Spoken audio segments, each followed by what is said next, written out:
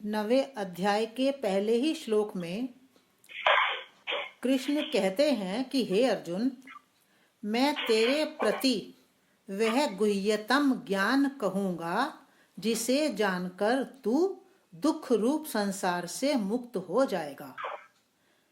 वो कहते हैं इदम तु ते गुह्यतमं प्रवक्ष्यामि अनसूयवे ज्ञानम विज्ञान सहितम यद ज्ञात्वा मोक्षसे अशुभात्। अब प्रश्न ये उठता है कि ये गुह्यतम ज्ञान क्या है। 9वें अध्याय में गुह्यतम ज्ञान के 8 बिंदु हैं। मेरी दृष्टि से हम एक एक करके सभी 8 बिंदुओं पर विचार करेंगे। पहला बिंदु, दूसरे अध्याय से लेकर 8वें अध्याय तक कृष्ण ने परमात्म रूप में अपने स्वरूप का वर्णन करते हुए कहा था कि मैं अजर हूँ, अमर हूँ, अविनाशी हूँ। मैं अजन्मा हूँ, अनादि हूँ, अनंत हूँ।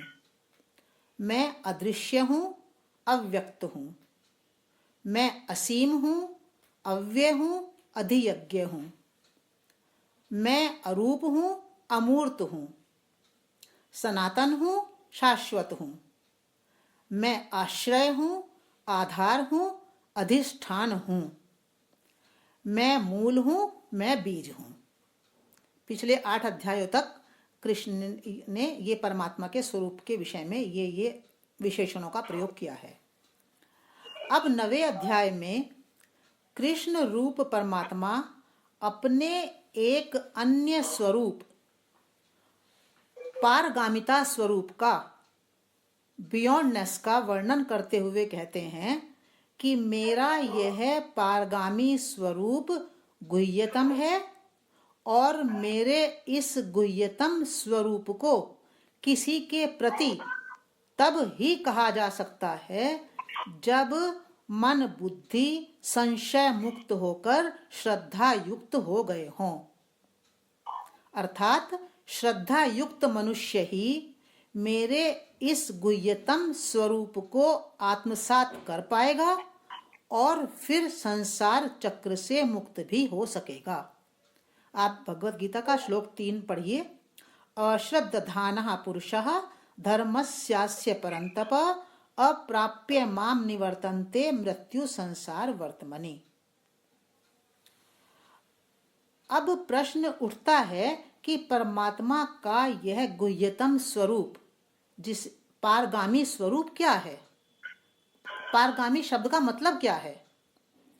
तो पारगामी शब्द का अर्थ होता है जितना हम किसी चीज को जानते हैं उससे बहुत पार होना, बहुत परे होना, बियॉन्ड होना। ये इसको कहते हैं पारगामी, पारगामिता, पारगामी स्वरूप। जितना हम परमात्मा को जानते हैं उतना नहीं है वो उससे बहुत बहुत परे है, बहुत बहुत पार है, बियॉन्ड है। तो इस अध्याय के प्रारंभ में परमात्मा के इस पारगामिता स्वरूप का वर्णन है। अब हम देखते हैं कि किस तरह से वो वर्णन है।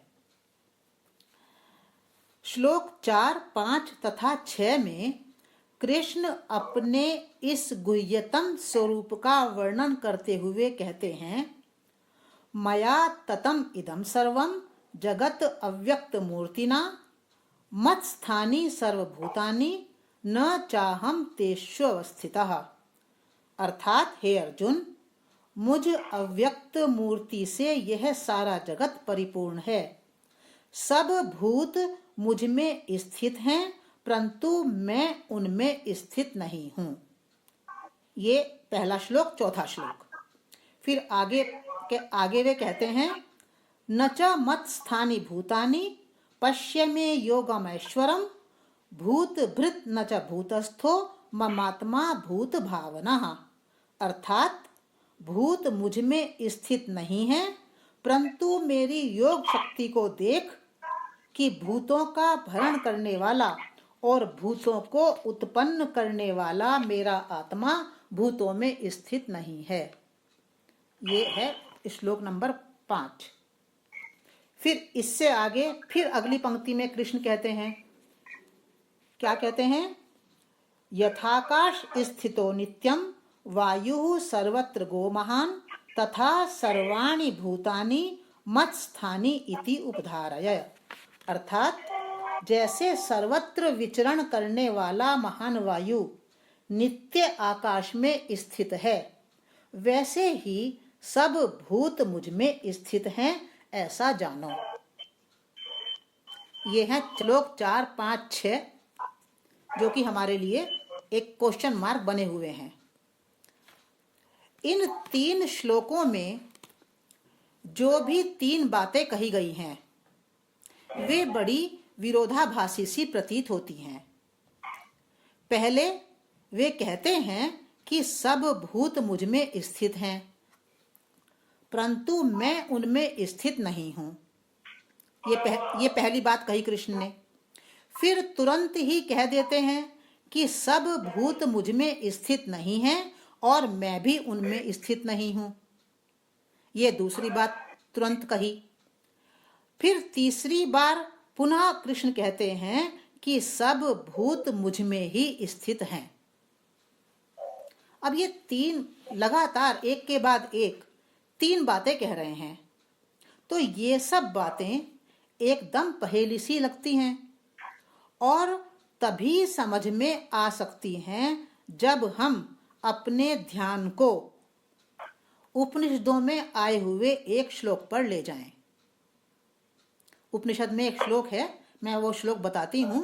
जब हम उस श्लोक को पढ़ेंगे, समझेंगे, तो काफी कुछ आंसर हमारा उसमें मिलेगा। तो कठोपनिषद में कहा गया है, अणोः अणीयान महतो महीयान आत्मास्य जंतो निहितो गुहायाम तमक क्रतुः पश्यति वीत शोको धातु प्रसादात महिमानमात्मनः। ये दूसरे का 20वां श्लोक है। इस श्लोक का अर्थ क्या है कि प्राणी के हृदय रूप गुहा में रहने वाला परमात्मा सूक्ष्म से भी अति सूक्ष्म और महान से भी महान है। परमात्मा की उस महिमा को कामना रहित और चिंता रहित हुआ कोई विरला साधक ही सर्वाधार परमेश्वर की कृपा से देख पाता है। अब ये जो कठोपनिषद का सूत्र है, तो इस सूत्र में 2 शब्द बहुत महत्वपूर्ण हैं। एक है अणोः अणीयान और दूसरा है महतो महीयान। जब परमात्मा सूक्ष्म से भी सूक्ष्म है, तब कृष्ण का यह कहना कि भूत मुझ में स्थित नहीं हैं हमें सहज रूप में समझ में आ जाता है। परमात्मा सूक्ष्म से भी सूक्ष्म है, बिंदु मात्र भी नहीं है। तब अगर कृष्ण ये कहते हैं कि भूत मुझ में स्थित नहीं है, तो ये बात समझ में आ रही है, क्योंकि इतने बिंदु, छोटे बिंदु में कौन समाएगा? कोई भी नहीं समाएगा, क्योंकि सूक्ष्म से सूक्ष्म में तो कुछ भी नहीं समा सकता। फिर दूसरी बात कहते हैं, इसके विपरीत जब परमात्मा महान से भी महान है, विराट से भी विराट है, तब कृष्ण का यह कहना कि सब भूत मुझ में स्थित हैं एकदम हमारी समझ में बैठ जाता है। विराट में तो आप कुछ भी रख दो, सब समा जाएगा। तो बात यदि हम इस बात को ध्यान रखेंगे, अणोः अणीयान महतो महीयान, तो हमें 2 बातें तुरंत समझ में आ जाएंगी कि जब कहते हैं वो अणोः अणु से भी सूक्ष्म है, तब कोई भी उसमें स्थित नहीं हो सकता। ये बात हमें समझ में आ जाएगी। फिर जब कहते हैं कि वो तो विराट से भी विराट है, तब ये बात भी हमें तुरंत समझ में आ जाएगी, जब वो इतना विराट है तो उसमें तो सब कुछ समा सकता है, सारे भूत समा सकते हैं। तो ये बात भी हमारी समझ में एकदम आ जाएगी। तो अब इसी बात को हम एक अलग तरह से भी समझने की कोशिश कर सकते हैं। यदि हम एक गोला बनाएं, गोला मीन सर्कल, तब उसमें बहुत कुछ समा सकता है। परंतु यदि हम एक बिंदु बनाएं, तब उसमें क्या समाएगा? कुछ भी नहीं। तो जो बात ये कठोपनिषद में कही गई है, इसी बात को हम एक सर्कल के माध्यम से भी समझ सकते हैं। इस प्रकार इन दो विरोधाभासी से प्रतीत होने वाले कृष्ण के वक्तव्यों को, क्या वक्तव्य है कृष्ण का? सब भूत मुझ में स्थित हैं, सब भूत मुझ में स्थित नहीं हैं, सरलता पूर्वक हृदयंगम किया जा सकता है। ये एक बात को समझने के लिए हमें उपनिषद के इस सूत्र को समझना पड़ा है। अब तीसरी बात को देखें। दो बात तो ये हो गई कि सब भूत मुझ में स्थित हैं, सब भूत मुझ में स्थित नहीं हैं। अब तीसरी बात को देखें, जहां कृष्ण कहते हैं कि मैं भूतों में स्थित नहीं हूं। कृष्ण यहां फिर बड़ी अनहोनी बात कह रहे हैं, जो विश्वास योग्य है ही नहीं, क्योंकि प्रत्येक प्राणी में जो भी गति है, जो भी चैतन्य है, वह उसी परमात्मा से है। परमात्मा ही मूल आधार है इस सारे जगत का। परमात्मा की सत्ता से ही इस जगत की सत्ता है। भूत की सत्ता तभी है जब उसमें परमात्मा की सत्ता है। इसलिए श्लोक में कहा भी गया है कि मुझ अव्यक्त मूर्ति से यह सारा जगत परिपूर्ण है। तो फिर कृष्ण यहां क्या कहना चाह रहे हैं? इस बात को 2-3 उदाहरणों से हम समझने का प्रयास करेंगे। सबसे पहले हम एक सर्कल बनाएं और उस सर्कल के बाहर पुनः एक और बड़ा सर्कल बनाएं। इन 2 सर्कलों को देखकर हम यह आसानी से कह सकते हैं कि जो भीतर का छोटा सर्कल है, वह बाहर के बड़े सर्कल के भीतर आसानी से सहज रूप से स्थित है। ये ध्यान से सुनिए, क्योंकि ये उदाहरण के लिए इसलिए कहा जा रहा है कि बात जो बड़ी कठिन महसूस होती है, मालूम होती है, वो इन उदाहरणों से समझ में आएगी। तो आप 2 सर्कल बनाएं, एक छोटा सर्कल, फिर उसके बाद एक बड़ा सर्कल। तो बाहर का जो बड़ा सर्कल है, उसके भीतर जो छोटा सर्कल है, वो सहज रूप से स्थित है। परंतु क्या बाहर का बड़ा सर्कल भी भीतर के छोटे सर्कल के भीतर उसी प्रकार स्थित हो सकता है जैसे छोटा सर्कल बड़े सर्कल के भीतर स्थित है? हमारा उत्तर क्या होगा? नहीं।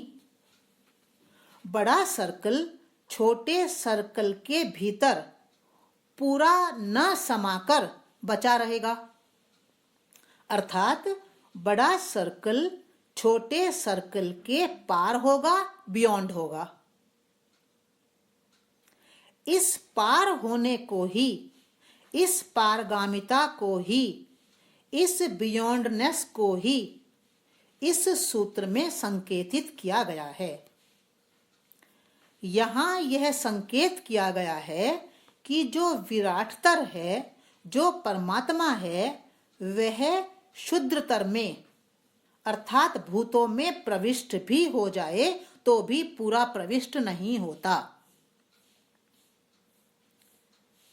ये बात इस उदाहरण से समझ में आई है कि एक बड़ा सर्कल, एक छोटा सर्कल, बड़े सर्कल के भीतर छोटा सर्कल आसानी से समाहित है, पर छोटे सर्कल के भीतर जो बड़ा सर्कल है वो आसानी से समाहित नहीं हो सकता। जितना उसके अंदर आएगा और उसका बहुत सारा पार्ट बाहर रह जाएगा।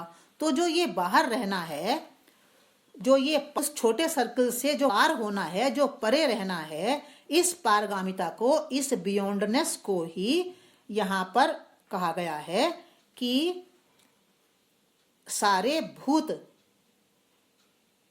जो सारे भूत हैं वो उनको शुद्धतर कहा गया है। तो विराटतर में सारे जो शुद्धतर हैं वे प्रविष्ट हो सकते हैं, पर जो विराटतर है, जो परमात्मा है, वह शुद्धतर में पूरा प्रविष्ट नहीं हो सकता। अब एक दूसरे उदाहरण से भी समझें। एक वृद्ध व्यक्ति है और एक बच्चा है। वृद्ध व्यक्ति के भीतर बच्चा उपस्थित है, यह तो आसानी से समझा जा सकता है, क्योंकि वृद्ध में भी बच्चा छिपा होता है। परंतु यदि वृद्ध व्यक्ति यह कहता है कि मैं बच्चे के भीतर उपस्थित हूं पूरा, परंतु उस बच्चे के बाहर भी हूं, पार भी हूं, तो समझने में थोड़ी कठिनाई होगी। कठिनाई होती है ना। एक वृद्ध के भीतर बच्चा उपस्थित है, हम बच्चे थे पहले, तो बच्चा उपस्थित है, पर एक बच्चे के भीतर यदि कहा जाए कि वृद्ध पूरी तरह उपस्थित है, तो ये बात हमें समझ में नहीं आएगी, क्योंकि वृद्ध तो बहुत पार है बच्चे से। तो वास्तव में वृद्ध की जो पारगामिता है, वही उसका वृद्धत्व है, उसका बृहत्तर स्वरूप है। बच्चे में जो वृद्ध है वो पूरा समाया हुआ नहीं है, तो वास्तव में वृद्ध की जो ये पारगामिता है, यही उसका वृद्धत्व है, उसका बृहत्तर स्वरूप है। तो यहाँ भी यह संकेत किया गया है कि जो विराटतर है, परमात्मा है, वह शुद्धत्व में, भूतों में प्रविष्ट भी हो जाए तो भी पूरा प्रविष्ट नहीं होता। ये दूसरे उदाहरण से हमने समझा उसी बात को। अब तीसरे उदाहरण से भी समझने की कोशिश करें, क्योंकि कई उदाहरण से समझेंगे तो बात हमारे अंदर गहरे में उतरेगी, अदरवाइज वो ऊपर ऊपर रहेगी। अब तीसरे उदाहरण से समझें। जब नदियां सागर में गिरती हैं तो आसानी से हम कह सकते हैं कि नदियां सागर में स्थित हैं, परंतु क्या सागर भी नदियों में उसी प्रकार स्थित होता है जैसे नदियां सागर में स्थित होती हैं? सागर नदियों में स्थित होकर भी नदियों के पार होता है, अर्थात जैसे नदियां पूरी तरह सागर में स्थित हो जाती हैं, कुछ बचता नहीं, उसी प्रकार सागर पूरी तरह नदियों में स्थित नहीं होता। वह नदियों में स्थित होकर भी उनके पार होता है। ये बात सरलता से हम समझ रहे हैं कि नदी और सागर के उदाहरण से भी बात हमें वही की वही बात, ये एक अलग तरह से है। अब एक चौथी तरह से देखें, हम अपने शरीर को देखें। हमारा शरीर अनेकानेक अंगों का जोड़ मात्र है या उससे भी परे है? अपने शरीर को हम देखते ही हैं, तो हमारा शरीर जो इसमें बहुत सारे अंग हैं शरीर के भीतर, तो क्या उन अंगों का ये जोड़ मात्र है या उससे परे भी है? निश्चित रूप से शरीर अंगों का जोड़ मात्र नहीं है, यह उससे भी परे है। अंग्रेजी में भी कहते हैं the whole is more than the sum of its parts, यानी कि जो पार्ट्स हैं हमारे शरीर के, उनका जो सम है वो होल के बराबर नहीं है। इसलिए कृष्ण भी कहते हैं कि मैं भूतों में स्थित मात्र नहीं हूं, मैं परे भी हूं। अब निष्कर्ष रूप में हम कह सकते हैं कि प्रस्तुत श्लोकों के माध्यम से यहाँ परमात्मा की पारगामिता को, बियॉन्डनेस को ही व्यक्त किया गया है। अतः कृष्ण रूप परमात्मा यह कह रहे हैं कि कोई भी मुझे पारे की तरह अपनी मुट्ठी में नहीं बांध सकता। जो मुझे मुट्ठी में बांधने का प्रयास करेगा, मैं पारे की तरह बाहर छिटक जाऊंगा। क्यों?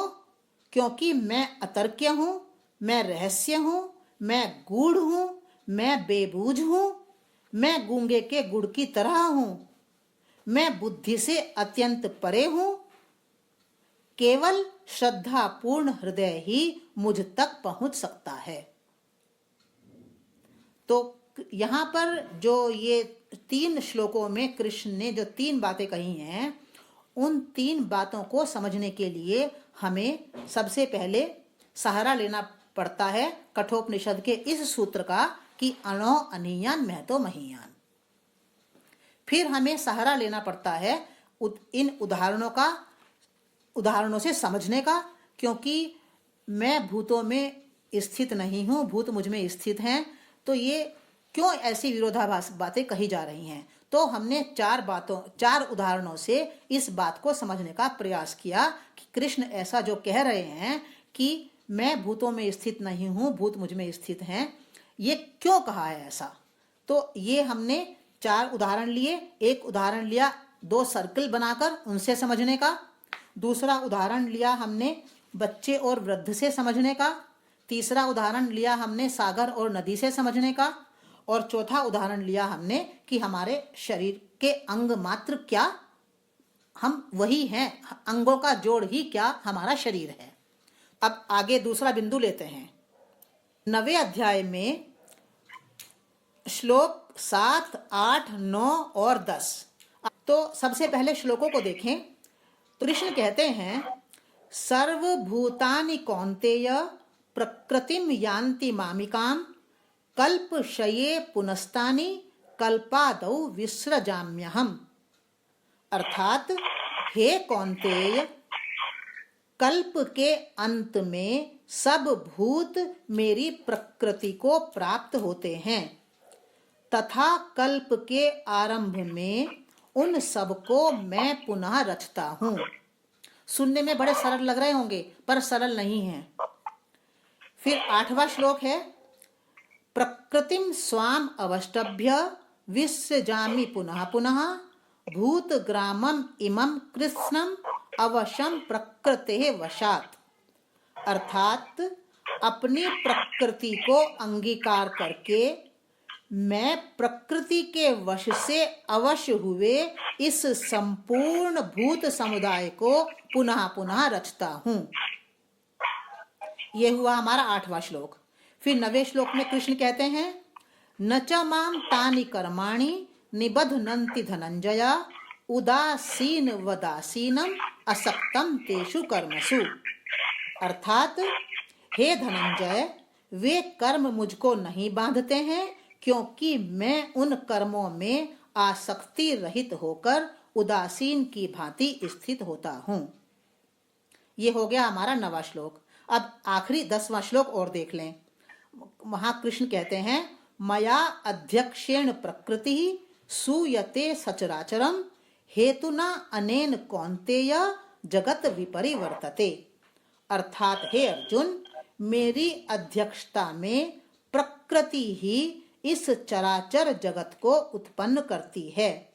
इसी कारण से यह जगत रूप चक्र घूम रहा है। ये हैं हमारे 4 श्लोक।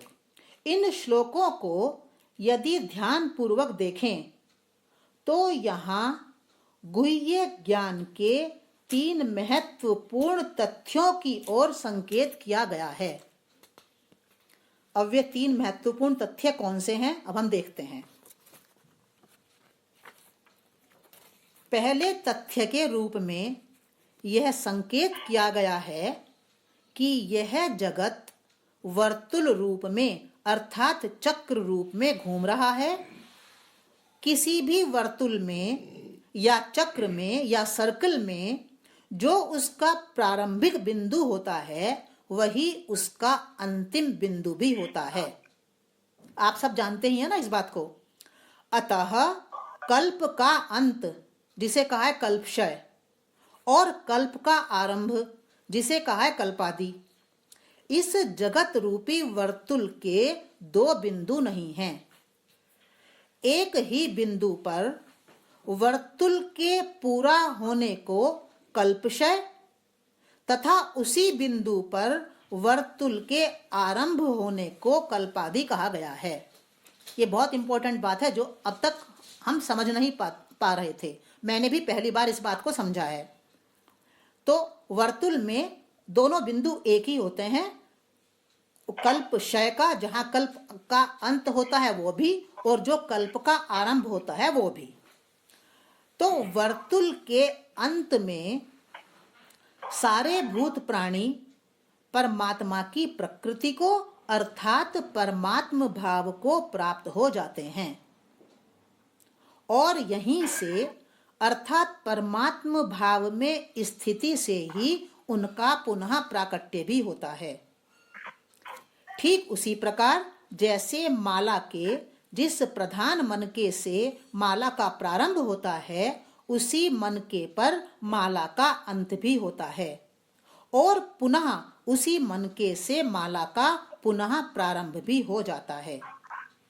इस प्रारंभ और अंत को छोड़कर वर्तुल के शेष भाग में सारे भूत प्राणी त्रिगुणात्मिका प्रकृति के अधीन बने रहते हैं।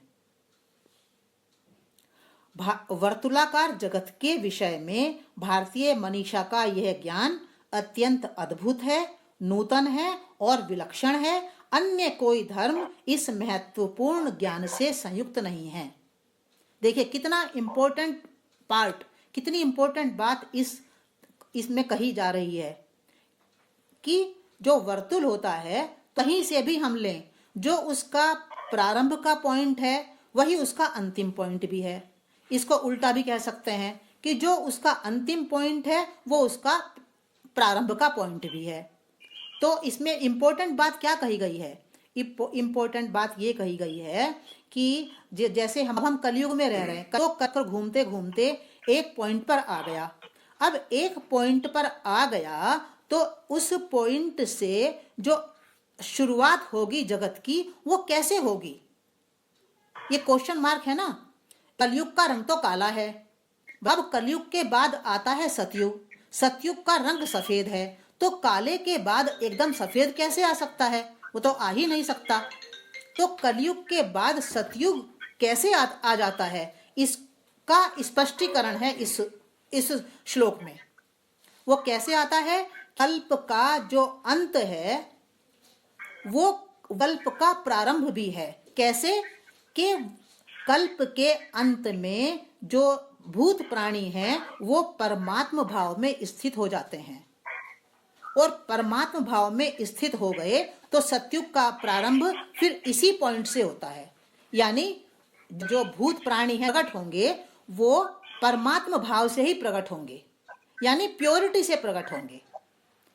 ऐसा नहीं होगा कि जब वर्तुल का अंत हुआ तो सब काले हैं और काले से फिर वो वाइट हो जाएंगे, ऐसा नहीं होता। इसलिए मैंने माला के उदाहरण से समझाया है कि माला का जो गुंत है वो भी उसका एक बड़ा सुमेरु होता है और फिर माला का प्रारंभ भी वही होता है। तो ये इस बात को हमें ध्यान रखना है कि जो ये वर्तुलाकार चक्र है इसमें दोनों पॉइंट दो नहीं है, वो पॉइंट एक ही है। तो एक सबसे महत्वपूर्ण तथ्य तो ये याद रखना है। फिर दूसरा तथ्य क्या है?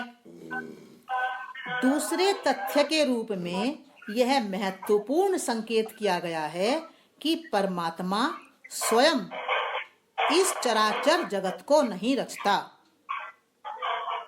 परमात्मा की शक्ति जो त्रिगुणात्मिका प्रकृति है वही इस चराचर जगत को रचती है, इसका निर्माण करती है। परमात्मा की तो उपस्थिति मात्र पर्याप्त है। ये भी एक नया पॉइंट है क्योंकि हम बहुत कंफ्यूजन में रहते हैं। कभी हम कहते हैं प्रकृति ने सारा जगत बनाया है, कभी हम कहते हैं परमात्मा ने सारा जगत बनाया है, कभी हम कहते हैं दोनों ने मिलकर बनाया है। बहुत कंफ्यूजन में रहते हैं, एक क्लैरिटी हमारे भीतर नहीं होती। अब इस श्लोक में वो क्लैरिटी दी जा रही है। तो वो कह रहे हैं कि इस परमात्मा की शक्ति जो त्रिगुणात्मिका प्रकृति है वही इस चराचर जगत को रचती है, इसका निर्माण करती है।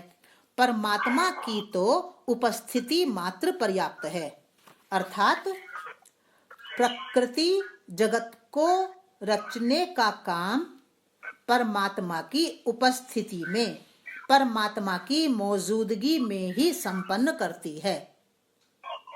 अतः परमात्मा जगत की रचना में एक कैटेलिटिक एजेंट की तरह है। अब क्या मतलब है इसका कैटेलिटिक एजेंट का?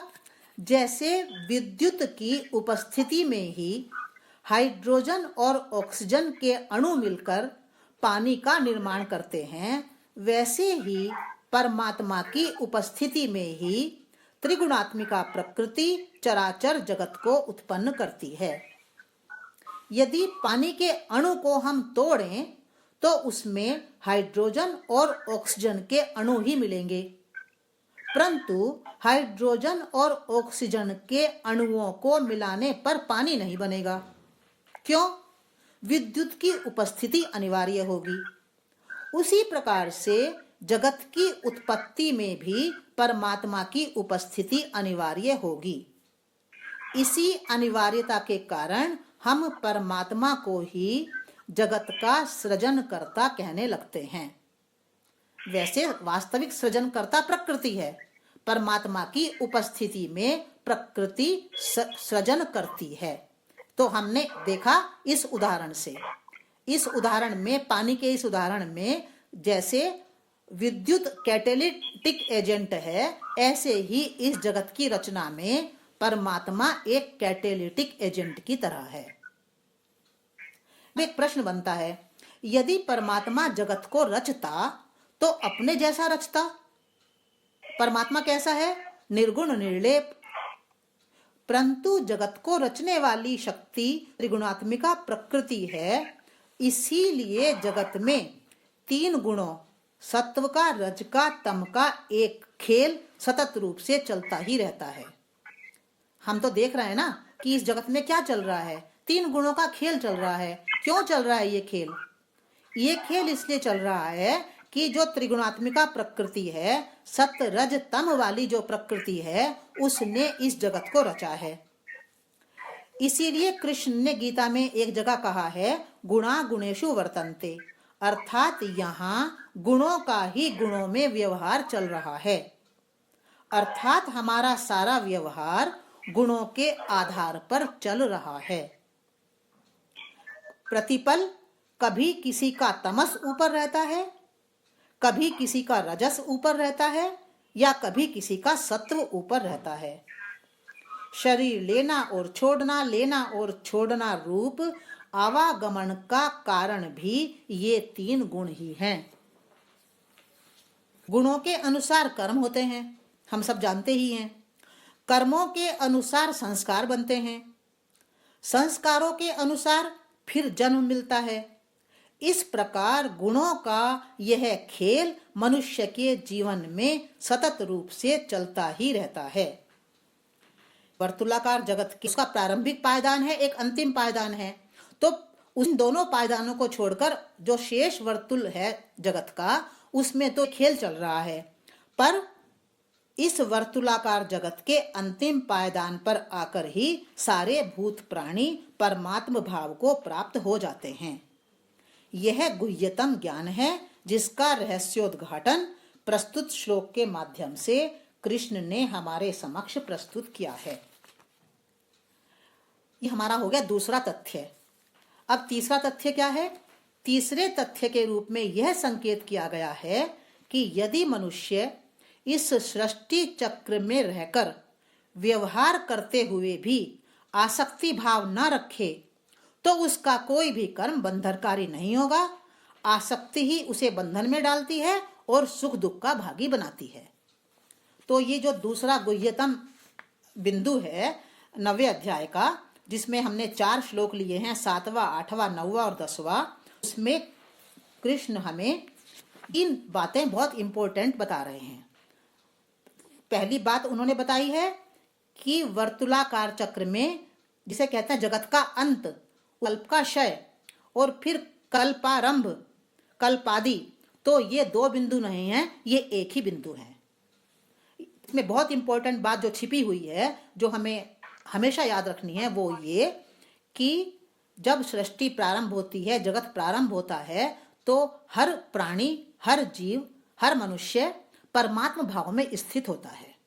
जैसे जैसे चक्र घूमेगा वैसे वैसे वो त्रिगुणात्मिका प्रकृति के अधीन होता जाएगा, तीनों गुणों में फंसता जाएगा, और फिर जब आधा चक्र पूरा हो जाएगा, आगे बढ़ेगा, तो धीरे धीरे एक बीच का युग आएगा, कलयुग और सतयुग के बीच का एक युग आएगा, जब कलयुग की कालिमा धीरे धीरे कम होनी शुरू होगी, ग्रे होगी, फिर ग्रे से आते आते वो व्हाइट हो जाएगी। उस व्हाइट को हमने कहा है कल्पादि। और दूसरी बात ये कि परमात्मा जगत की रचना में कैटेलिटिक एजेंट की तरह है, उसकी उपस्थिति मात्र पर्याप्त है, पर रचना करने का काम त्रिगुणात्मिका प्रकृति करती है। इसीलिए ये सारा खेल चल रहा है, भटके हुए हैं उस खेल में। और तीसरी बात ये कि यदि मनुष्य जैसा भी है, ये सर्कल, ये चक्र जैसा भी है, हम कितने ही फंसे हुए हैं, यदि मनुष्य प्रैक्टिकल लाइफ में जब व्यवहार करता है, तब यदि आसक्ति भाव को ना रखे, तब उसका कोई भी कर्म बंधनकारी नहीं होगा और वो सुख दुख का भागी नहीं बनेगा। तो ये है हमारा इस चैप्टर का दूसरा बिंदु। अब हम लेते हैं गुह्यतम ज्ञान के तीसरे बिंदु को, श्लोक 11, 12 और 13। श्लोक 11 में कृष्ण कहते हैं, अवजानन्ति माम मूढ़ा मानुषीम तनुमाश्रितम परम भावम अजानन्तो मम भूत महेश्वरम। अर्थात वे लोग मूढ़ हैं, ध्यान से सुनिएगा बिल्कुल, अर्थात वे लोग मूढ़ हैं जो मेरे परम भाव को न जानने के कारण संपूर्ण भूतों के महान ईश्वर मुझ परमात्मा को मनुष्य शरीर धारण करने वाला समझ लेते हैं, परंतु उनका यह समझना ठीक नहीं है। यह है श्लोक 11। ठीक क्यों नहीं है? फिर वो कहते हैं, मोघाशा मोघ कर्माणो मोघ ज्ञाना विचेतसः राक्षसीम आसुरीम चैव मोहिनीम प्रकृतिमाश्रितः। अर्थ, क्योंकि ये मूढ़ लोग व्यर्थ आशा वाले, व्यर्थ कर्म वाले, व्यर्थ ज्ञान वाले, विक्षिप्त चित्त वाले तथा राक्षसी, आसुरी और मोहिनी प्रकृति को धारण करने वाले होते हैं। ये है हमारा 12वां श्लोक। अब अगला 13वां श्लोक। 13वें श्लोक में क्या कहते हैं कृष्ण? महात्मा नस्तु माम पार्थ दैवीं प्रकृतिमाश्रितः भजन्त्यनन्य मनसो ज्ञात्वा भूतादिमव्ययम्। अर्थात हे पार्थ, दूसरी तरफ वे महात्मा जन हैं जो दैवी प्रकृति का आश्रय लेते हैं और मुझ परमात्मा को सब भूतों का आदि और अव्यय जानकर अनन्य मन से मेरा ही भजन करते हैं। ये 3 श्लोक हैं। तो पहले श्लोक में कहा है कि मूढ़ लोग मुझे समझ नहीं पाते, पर दूसरी तरफ महात्मा लोग हैं, वे मुझे भूतों का आदि और अव्यय समझते हैं और अनन्य मन से मेरा भजन करते हैं। तो इन श्लोकों के माध्यम से कृष्ण उन लोगों को मूढ़ कहते हैं जो परमात्मा के गुह्य स्वरूप से अनभिज्ञ होने के कारण उसे मनुष्य शरीरधारी समझ लेते हैं। वे न तो परमात्मा के परम भाव को जानते हैं और न उसे संपूर्ण भूतों का महान ईश्वर ही समझ पाते हैं। कैसे मूढ़ लोगों की पहचान क्या है? तो कृष्ण कहते हैं, ये मूढ़ लोग वृथा आशा वाले होते हैं। वृथा आशा का क्या अर्थ है? वृथा आशा का अर्थ है दूसरों से सुख पाने की आशा रखना, अथवा धन आदि से भीतर के खालीपन को भरने की आशा रखना, अथवा स्वयं को बिना जाने दूसरों को यह जनाने की कोशिश करना कि मैं कुछ हूं, मुझे समझो। यह है वृथा आशा। फिर कृष्ण कहते हैं, ये मूढ़ लोग वृथा कर्म वाले होते हैं। तो वृथा कर्म कौन सा कर्म है? तो वृथा कर्म ऐसा कर्म है जिससे सिवाय अहित के और कुछ भी सिद्ध नहीं होता। उदाहरण के लिए, क्रोध करना वृथा कर्म है, क्योंकि क्रोध का अर्थ ही है दूसरे की गलती के लिए स्वयं को सजा देना।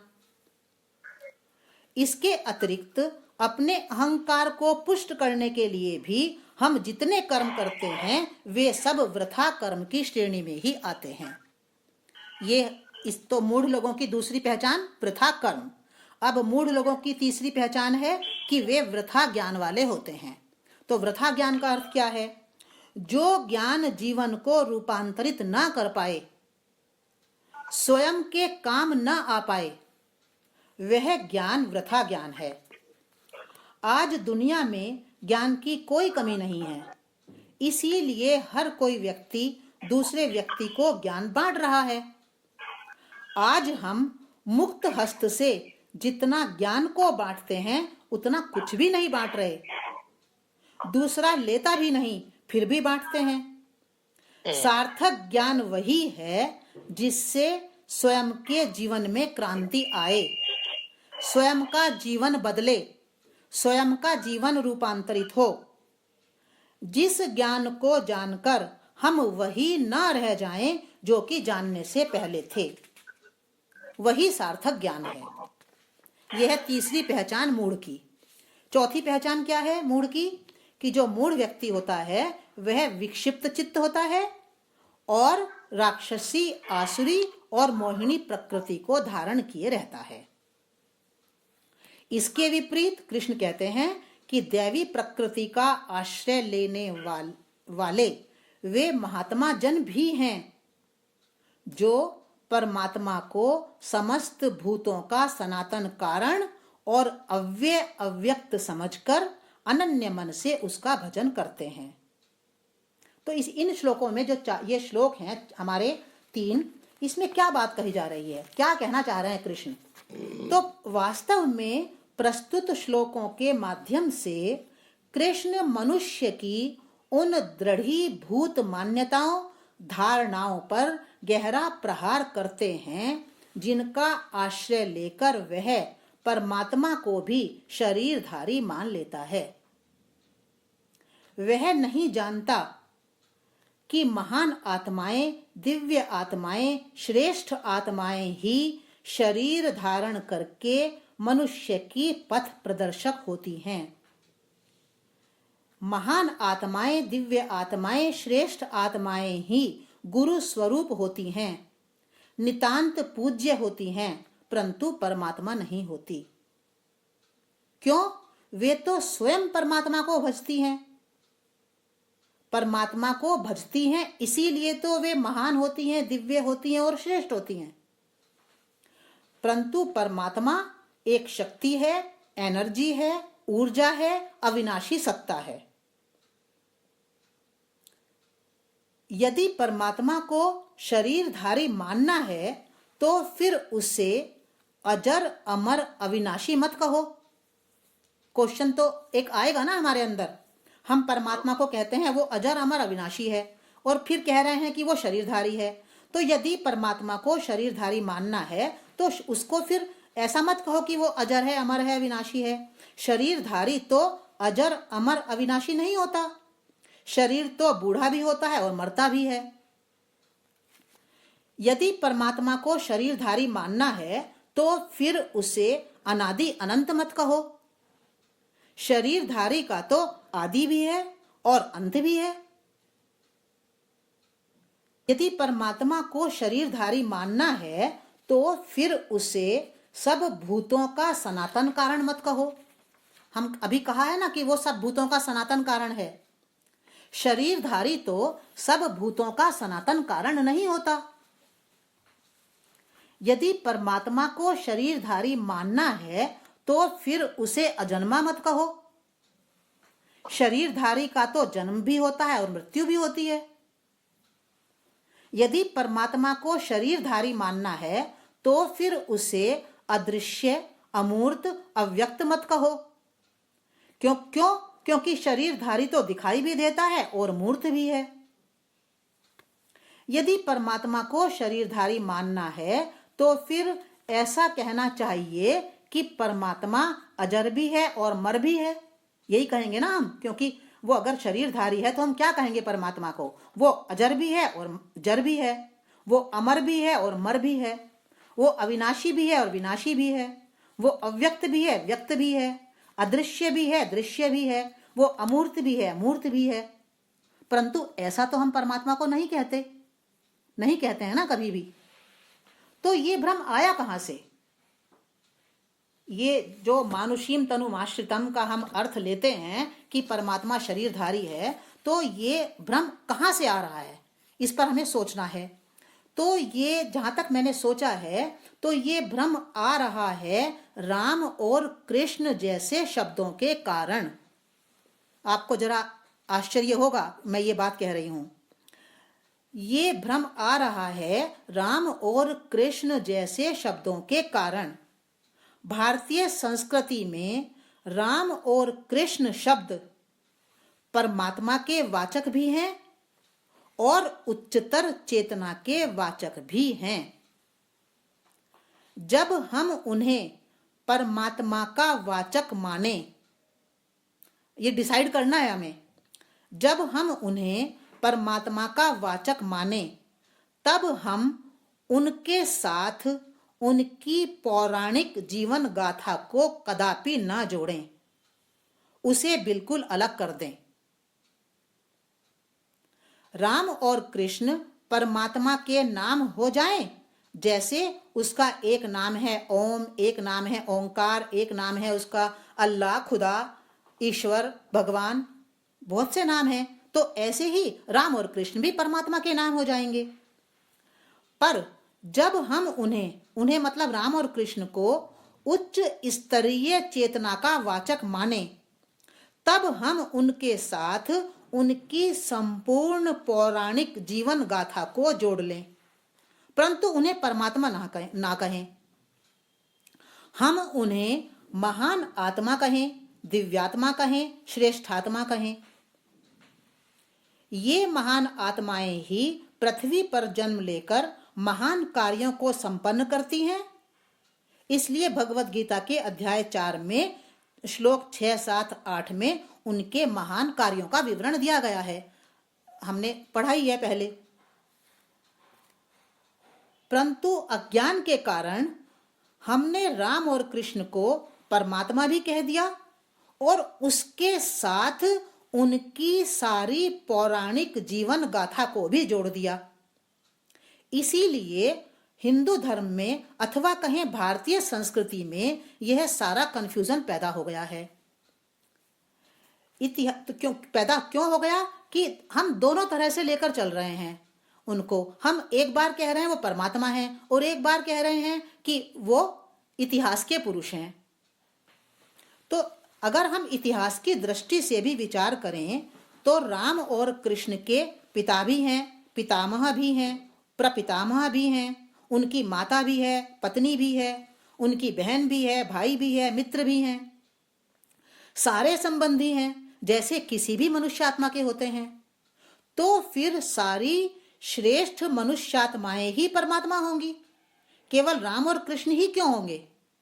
जैसे हमारे सारे संबंधी हैं उनके भी तो सारे संबंधी हैं। तो फिर वे श्रेष्ठ मनुष्यात्माएं, जैसे हम हैं ऐसे वो मनुष्यात्माएं हैं, वो श्रेष्ठ हैं, वो दिव्य हैं, वो महान हैं। तो फिर सारी श्रेष्ठ मनुष्यात्माएं ही परमात्मा होंगी, केवल राम और कृष्ण ही क्यों? बुद्ध हैं, महावीर हैं, ईसा हैं, मोहम्मद हैं, नानक हैं, शंकर हैं, कितने नाम हम पढ़ते हैं अपने शास्त्रों में। अतः हमें यह समझना होगा कि परमात्मा एक शक्ति है, एनर्जी है, ऊर्जा है, जो भी है पना है, इजनेस हम कहते हैं ना, ये टेबल है, ये स्टूल है, ये तारे हैं, ये आकाश है। तो जो ये है पना है, जो ये इजनेस है, वो परमात्मा है, अस्तित्व परमात्मा है, सतचित आनंद परमात्मा है। सभी महान आत्माओं ने इस एक परमात्मा का ही भजन किया है। इसी एक परमात्मा की तरफ इन श्लोकों का भी संकेत है। ये जो श्लोक हैं, श्लोक नंबर 11, 12, 13, तो हमें इनको बहुत ध्यान से पढ़ना है। अब तो क्या हो रहा है कि कंफ्यूजन क्यों हुआ?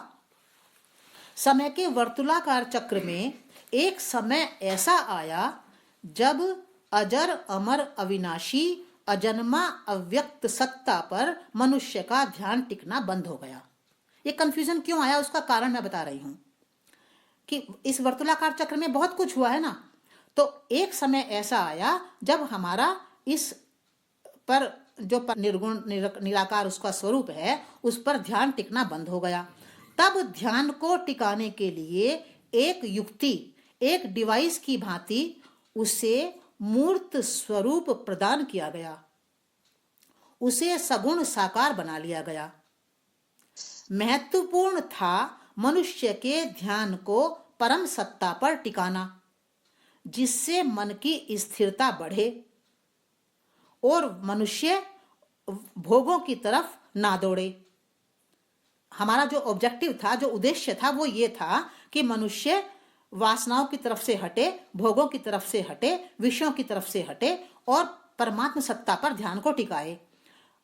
तो महत्वपूर्ण तो ये था। तो उसके लिए बहुत बहुत प्रकार से भिन्न भिन्न युक्तियों का सहारा लिया गया। हमारे मनुष्यों ने ये देखिए कितना बड़ा काम किया है। बहुत बहुत प्रकार से भिन्न भिन्न युक्तियों का, भिन्न भिन्न डिवाइसेस का प्रयोग हमारे मनुष्यों ने परमात्म प्राप्ति रूप आत्यंतिक लक्ष्य को प्राप्त करने के लिए किया। उन युक्तियों ने खूब काम भी किया। जितने भी ये युक्तियां आई, इन्होंने बहुत काम किया और परिणाम भी बहुत अच्छे आए। यहाँ हम उस विषय में तो अभी नहीं जाना चाहते, क्योंकि हमारा विषय तो अध्याय 9 को समझना है।